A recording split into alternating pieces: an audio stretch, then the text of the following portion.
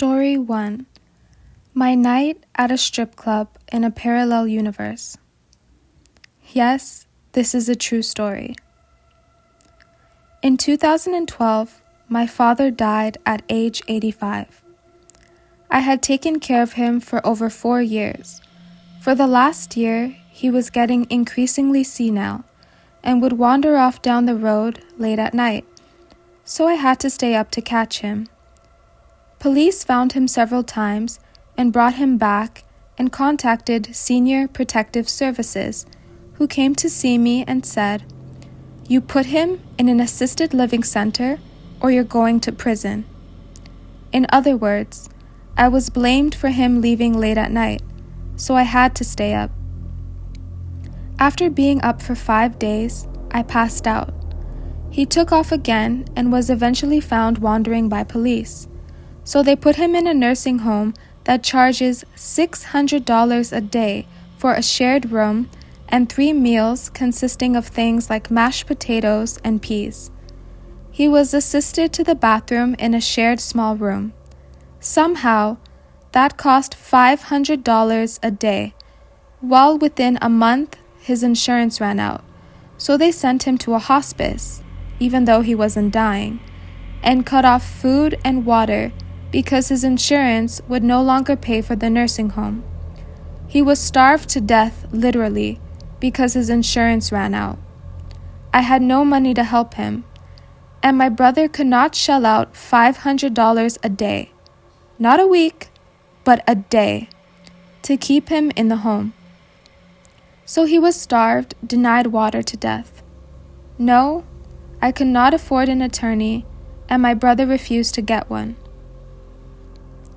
After my father died, I was in a deep depression, and I got a room in a motel.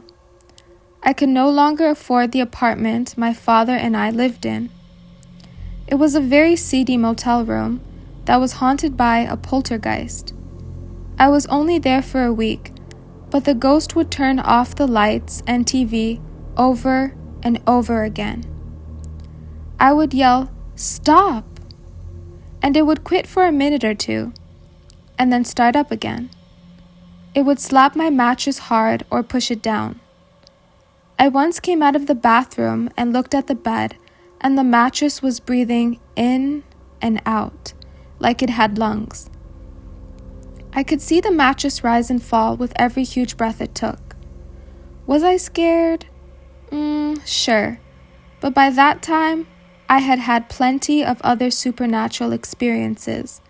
So scared, but not that scared. I had to get out of that place, so I went to a strip club. And no, I had no friends in Portland. My father and I had lived there for 3 years, but I had no friends. I did not socialize, belonged to no churches or clubs, did not grow up there, did not attend school. Every day was spent getting my father's meals, cleaning up after him, and driving him to a bar and back. If I didn't drive him to a bar every day, he would take cabs. Every single day. So I decided to get out of the room and drive to a strip club one night at about 10 p.m. I went to my car and drove to the freeway, but I was the only car on the freeway. That freeway fed into Interstate 5 and then 405, and again I was alone. There were no cars anywhere. It was 10 p.m. on a Saturday night. I headed over to Beaverton to the strip club, and I did not see a soul and saw no other cars. I remember I was feeling very strange. At the strip club I frequented, they had a very thick glass door, very heavy. The strippers had to grab the door with 2 hands and use all their weight to open it. I am a big, strong man, but I found opening the glass door difficult. In any case, I get there and I'm going for the glass door, but then a stripper I knew was arriving for work, and we said hi, and I said, "Going inside?" And she nodded yes. And I went to gather strength to open the thick and heavy glass door. But when I did it, it was light as air. I was dumbfounded. She walked in and went to the dressing room. I sat on the chair I usually sit in when I visited there. About 10 minutes later, several other strippers I did not recognize came out into the main room where I was and said, "Are you a ghost?" I said, "What?" They said, "Are you a ghost?" One stripper said, "Are you dead?" I felt insulted. I knew I was feeling a little sick, but not that bad. I was going to say, "How dare you?" But instead I said, "No, can't you see me breathing?" The stripper said, "Are you dead?" again, but this time louder. I said, "No." She said a third time, "Are you dead?" I said, "I don't know." I got tired of replying. Anyway, another stripper came over and sat by me and said, "You're glowing." And she started to cry and get upset, and she said, "You're glowing! You're glowing!" And she cried louder and got louder until I put my hand up like, "Shut up." And she stopped and she ran away crying. I knew I probably didn't look my best, but I felt really insulted. Finally, another stripper came out and asked, "Who are you?" And I told her my name.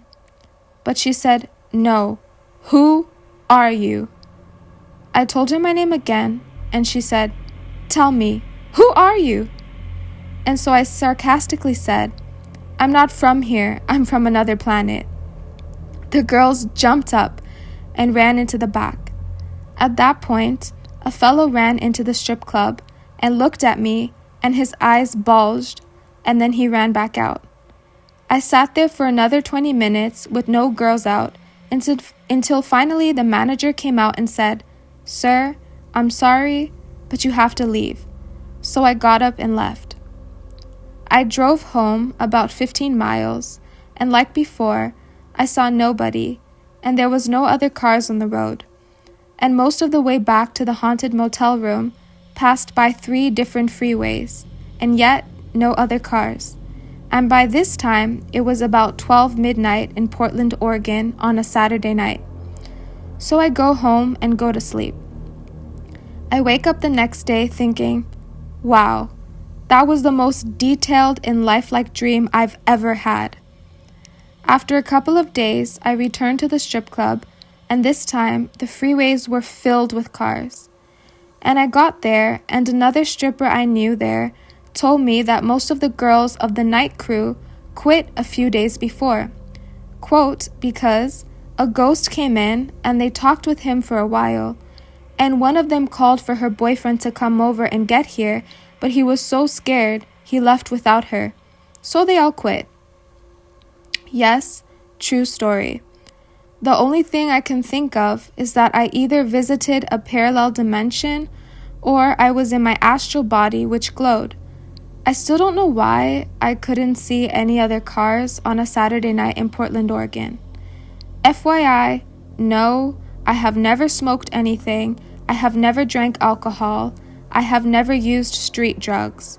What I experienced was not a dream. I know the difference between a dream and reality. I don't know why I could not see any other cars or pedestrians that night. I don't know why I glowed. I don't know why the heavy, thick glass door was light as air. I have no answers, only questions. Story 2. I've attended strip clubs for about 20 years or so. First in Seattle, Washington, then in Portland, Oregon. For about 7 or 8 years, I've asked every stripper I've met, have you ever seen or heard a ghost? About 1 in 7 have responded that yes, they have seen or heard a ghost. I asked them to tell me their stories. Mostly, they told me of strange knocks, bodiless voices, or seeing shadow men. But 2 stories stand out, and I will share one of them here. Both of these stories were told to me by strippers who worked at the Vegas VIP Room Strip Club in Portland, Oregon, which is now closed. The first story was told to me by a stripper named Cameron. Not her real name, of course. I never knew her real name. All strippers take stripper names, and she chose Cameron. She was in her early 20s, long brown hair, large blue eyes, and lots of tattoos.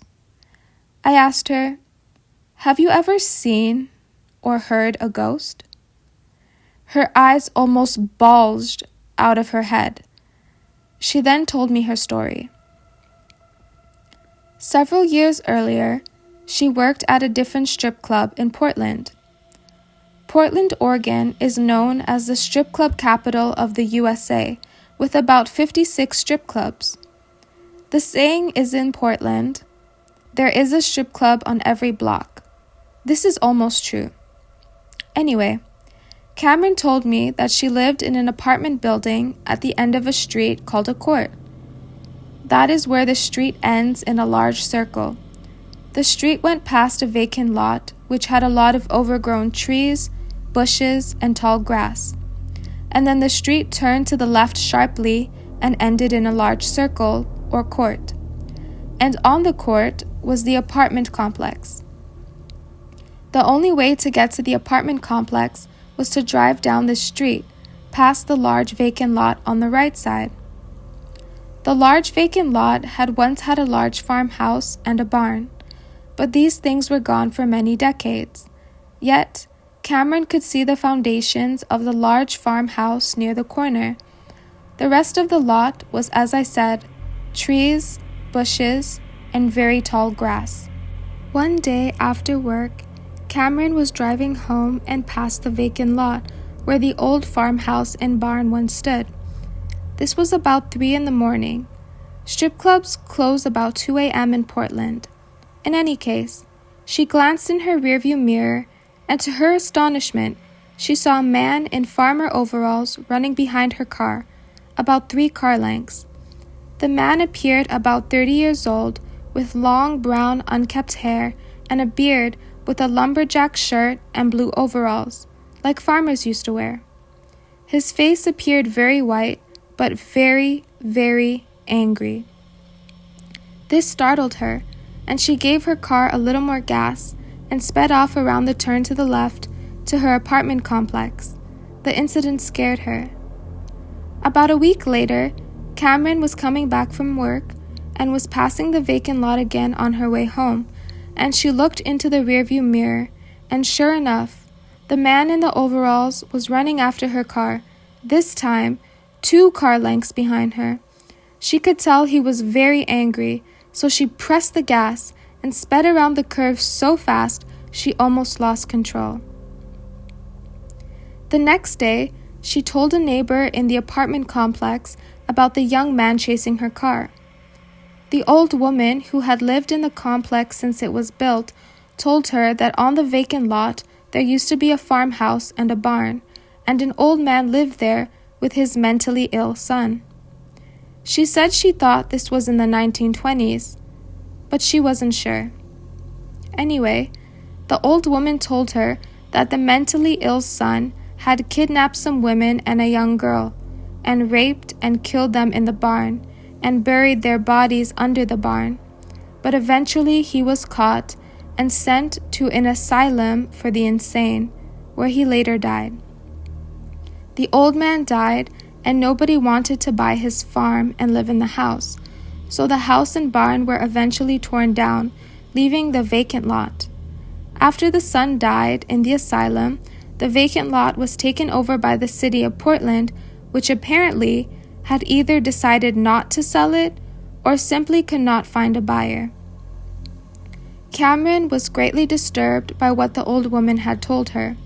The old woman told her someone else in the neighborhood, another old woman, had told her that story many years before, when she used to walk her dog in the vacant lot.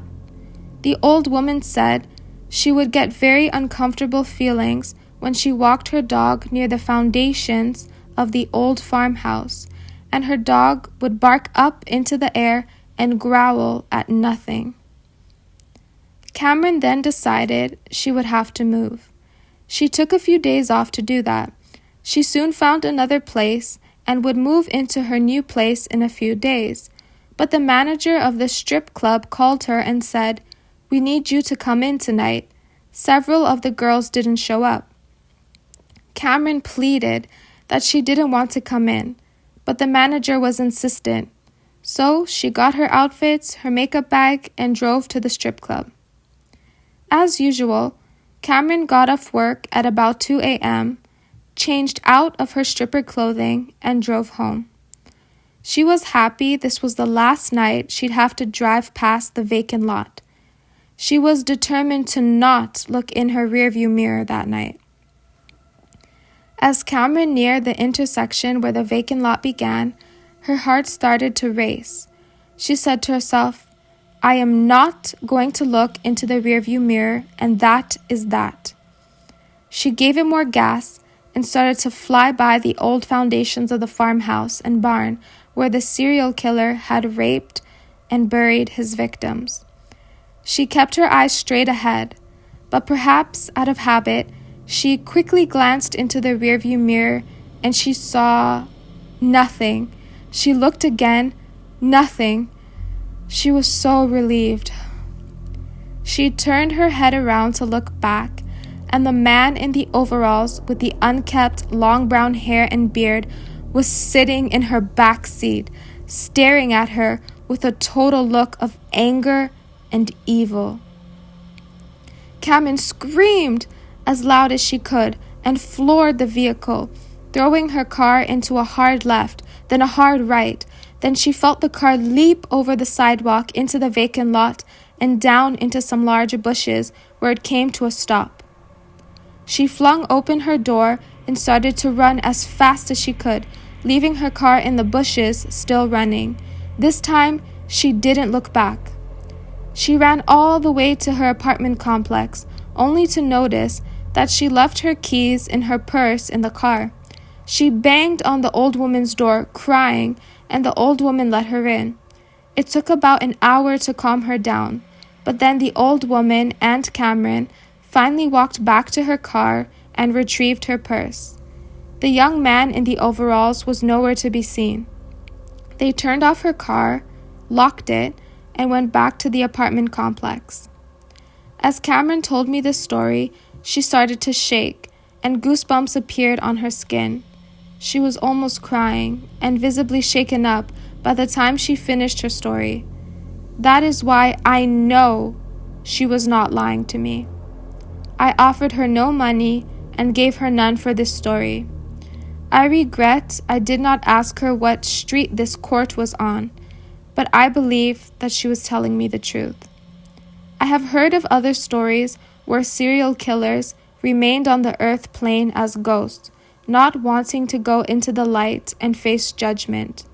Perhaps this is one such case.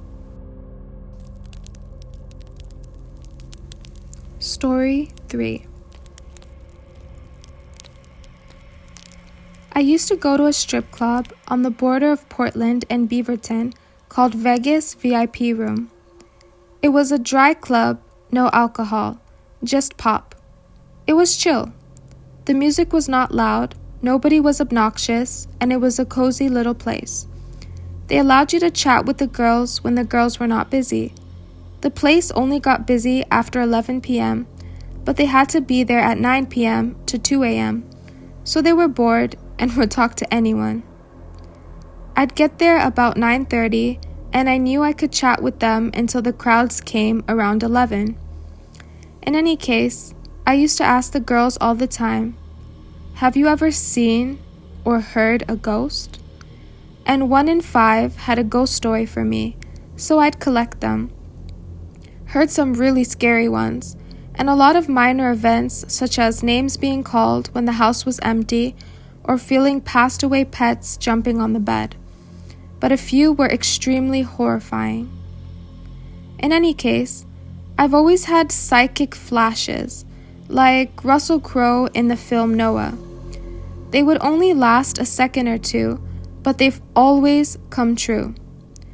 One of the girls at the club had a female friend who would drive her to the club and back because the stripper lost her license. The female friend was not a stripper herself, Jess, the best friend of the stripper, and doing her a favor by taking her to the club and back home 3 or 4 nights a week. The stripper's name was Trillium, not her real name. We'll call her female friend Betty. Anyway, I came in one night and Betty is there talking to a stripper, not Trillium, and we made eye contact. When we do, I have a flash of her being shot many times in a car with glass flying everywhere. In the flash, I saw the man doing the shooting, a white man with short, spiky hair and small, dark, beady eyes and a low forehead. I looked at the woman Betty and got a very sad feeling, because I knew she would not be around for long. When Trillium came out from the dressing room, I took her aside and said, "I need to talk to you about Betty." Trillium followed me to a couch and sat down beside me. She said, "What did you want to talk to me about?" I said, "Your friend Betty. She's in danger. Someone is going to kill her." She looked shocked and said, "Who?" I said, "Her boyfriend is going to shoot her." Trillium jumped up angry and yelled, "She's married. She doesn't have a boyfriend. That is her husband over there." And she pointed at a man standing by the front door. A tall, blondish man with large blue eyes. Wasn't the guy I saw in the flash. Trillium walked away angry and did not speak to me again that night. I looked at the man, Betty's husband, and nope, definitely not the man I saw in the flash. I thought, how could I be wrong? I've never been wrong before. In any case, I later went home and forgot the whole thing.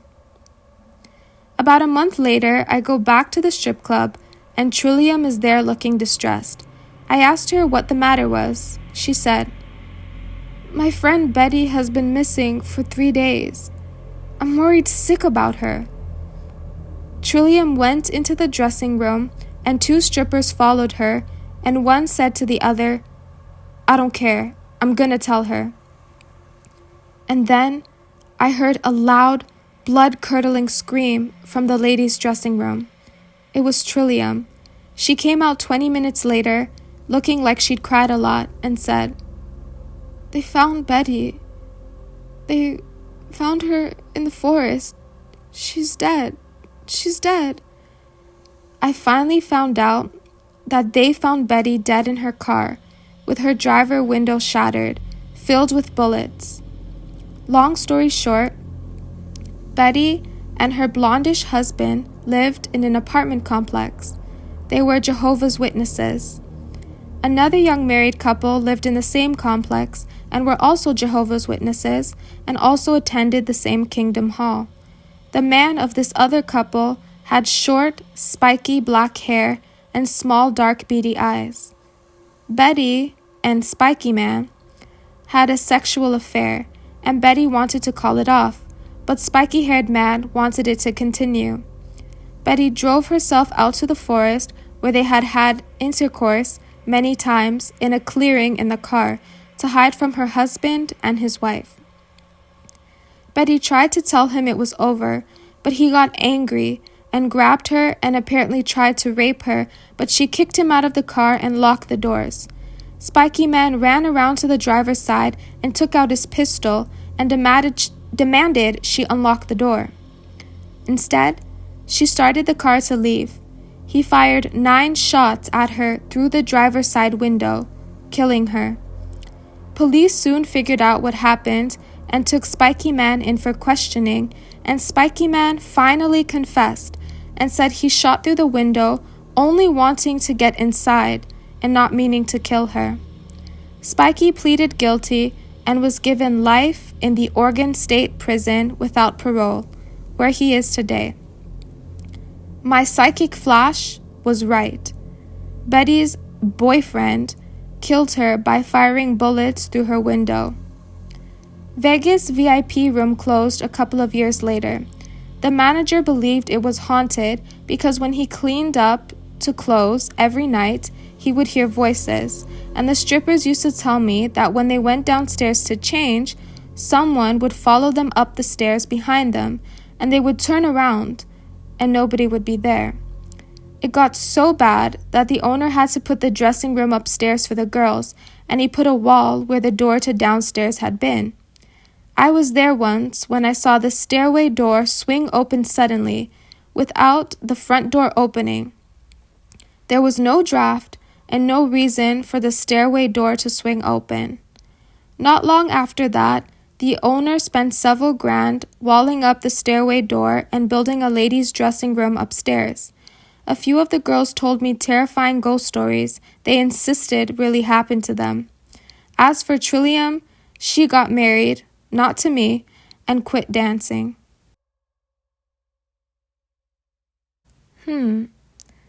There seems to be a common theme involving the Vegas VIP Room Strip Club in Portland, Oregon.